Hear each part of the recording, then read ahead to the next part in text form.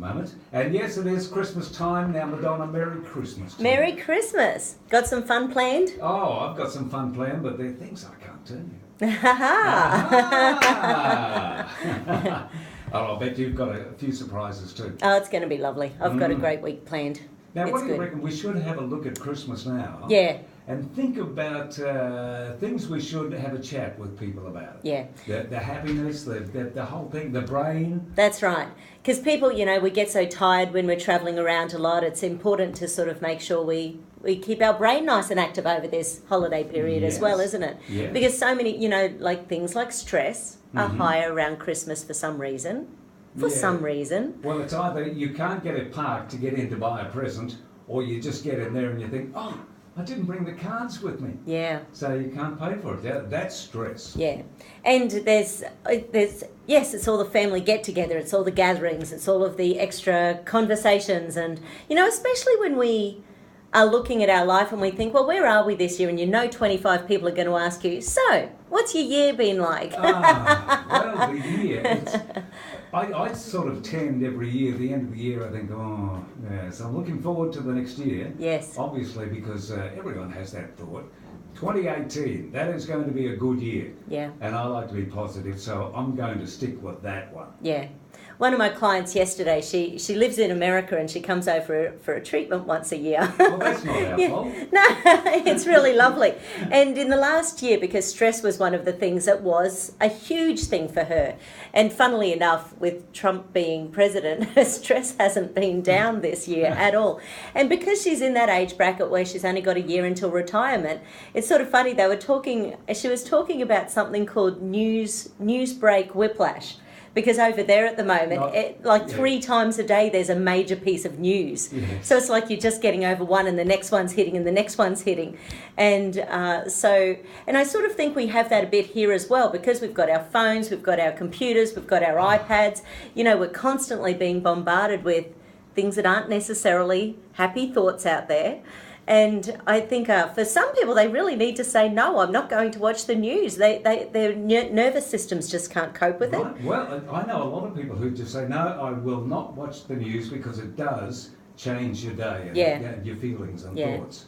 And it's funny, when Trump got in, I was a little disturbed, like many people. And it's funny because the way I've kept up with it this year is by watching Stephen Colbert, the late night, the late show on TV. Yep. Best way to watch anything about Trump. Make it into a comedy show and then it's not so bad. And it's not fake news. And it's exactly, or the fake news. Yeah, so I think that's one of the things people need to do to de-stress, stop getting out there watching the media all the time, because you need to keep it light and fun. You do. People's nervous systems just don't have the capacity. No, that's not true. Everyone has the capacity to do anything they choose to do. But our nervous systems aren't really getting time to relax and be happy between these things a lot of the time these days. Yeah, I'm just wondering if there's a lot of people out there stressed because they think, oh, no, I've got to get a ham yet. Oh, I've got to get a turkey. And, oh, I've got to go and buy these presents. Would it be better if they actually sat down, had a cup of tea... Made a list. And made a list. Well, I'll do that one this time today. Yes. And they'll all be planned. And surely that's got to make it a little bit. Yeah. One of my clients actually sent out a list of things she needed for Christmas Day to all of the people coming along and said, who can bring what?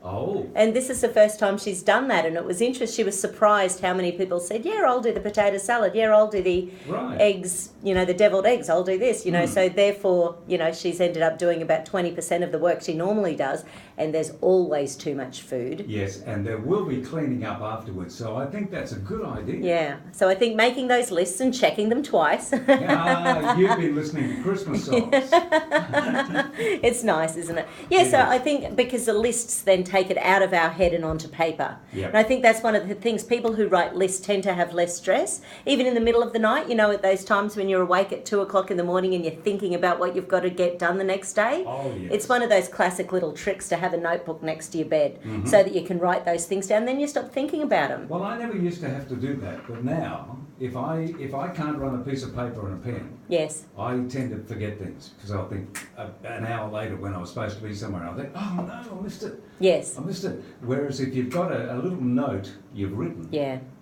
That's pretty good for the mind. And a lot of the things like our phones and apps that we do, there's a lot of apps that have that sort of thing that you can set as reminders as well. And people with their, I mean, I can't use it very well, but you know, like our phones have things like Siri and Cortana and things like that. So you can, if you get brave enough to try these things, you can actually, you know, get your phone to remind you to do things. And it's sort of interesting. We've experimented a little with it a little bit, and I'm sure it will get better, the better technology is. But I think technology is one of those things that we can use to make our life that little bit easier. Yes, to a point. Yeah, there are to good a point. apps like that. Yeah. But unfortunately, with the modern world we live in, everything comes in, doesn't it? I mean, it's a great idea to get a reminder to do something, but there's a lot of stories out there you think, no, I should. Good old notebook, so much easier, isn't it? You know, much easier. Yeah, much easier. And I think then as we do tick them off, because you know one of the things about social media is that people get that dopamine burst. You know, so when there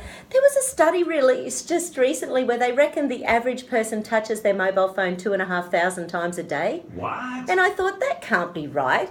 And then it was funny because I was sort of playing with Facebook one night and I'm going click, click, click, click. And I thought, well, I must have just touched it 300 times. You know, going through this and, you know, opening that and like, you know, so, and what they're finding is that part of the reason for the addiction to technologies, and I'm talking kids, you know, we've got little babies who are being given mobile phones in their bassinet, you know, to keep them entertained.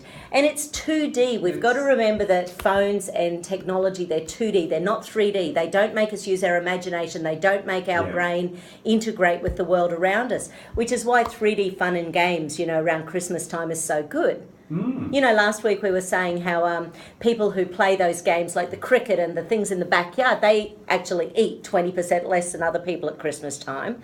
Well, in the same way, their brains are going to stay happier. They're getting that bit of sunshine. They're getting that dopamine burst playing with their family and friends and loved ones. Well, do you think that people still, you know, have the cricket game after Christmas lunch? Well, they still get out in the backyard and do that? Oh, I know it happens down at the park 2 doors away from our place every year. We hear it going on. Good. We've got a pool in the backyard. That is our backyard, so the pool's very well used when it's at our place. But yeah, I think that sort of thing really does go on. And down at the Esplanade at Wynnum, and I'm sure it happens here in, you know, as well, there's just thousands of people down there. Well, I'll go for a drive this Christmas and I'll have a look and just see where cricket games are on or whatever. And frisbees and all that sort of stuff. That's all fun and that does take a lot of stress off it. And I know when we get older, you know, your joints and everything, but you know, it's just being part of it. I think being part of anything is part of getting that dopamine burst, getting that serotonin going, feeling part of the family, feeling part of the crowd. As we, you know, when you can, you should. You know, the old, if you don't use it, you lose it. So you're happy, you've got a lovely smile on your face, so obviously you're not too stressed. I'm not too stressed. No, that's the way to do it. Yeah. Well, listen, I'll tell you what, we might have a little bit of a break, and then I'm going to come back and ask you what's your Christmas favourite song. Oh, beautiful.